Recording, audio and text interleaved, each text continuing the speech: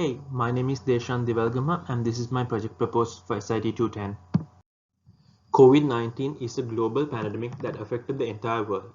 Overnight, the new normal was social distancing protocols, studying and working from home, and various other protocols that drastically changed how we used to live.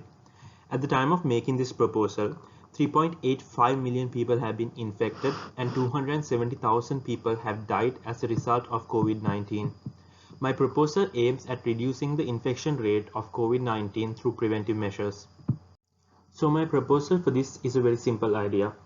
Phase 1 of the project would be wiring a hand sanitizer dispenser button to a particle photon.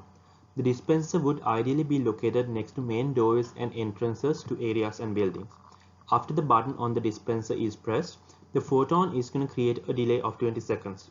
These 20 seconds are basically the user's time to effectively use the hand sanitizer. After the 20 seconds, the photon will trigger the door opening mechanism. I think this is a very effective method to reduce the infection rate, mainly because this project uses the social norms we've conditioned ourselves into using for so long. For example, if you're pressing a button on a hand sanitizer dispenser, your default reaction is going to be holding your hand below it to catch the released sanitizer. And if you have some sanitizer on your hand, the logical and the default reaction is to just rub it along both your hands till the liquid disappears. The recommended locations for these projects are areas with small to medium foot traffic and areas where you can control the entrance process.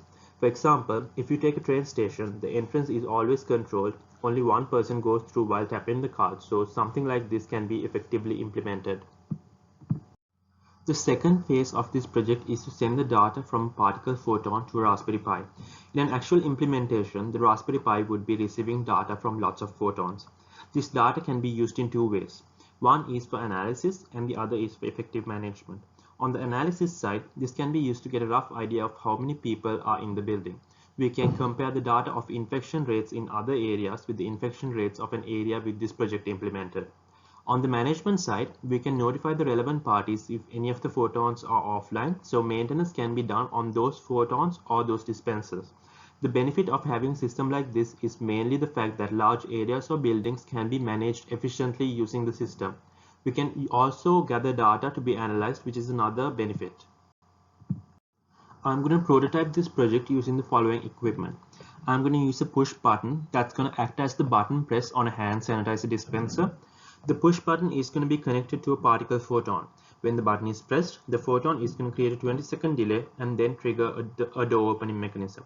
In this project, I'm going to use a QA pass display as the door opening mechanism. So after the 20 seconds delay, the display is going to say door open to showcase the functionality. The photon is also going to send data every time it triggers the door open function, and a Raspberry Pi is going to receive the data. If any of the photons are offline, it's going to create an error prompt with the details of the photon. I think this project is feasible because of a few reasons.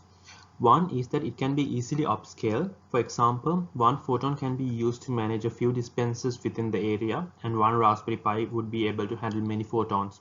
It's very cost effective and there are no alternatives in the market. I see a few potential issues. One of them is that the implementation of this is going to delay foot traffic. Another is that it's not suitable for all areas, only the areas I explained about in a previous slide.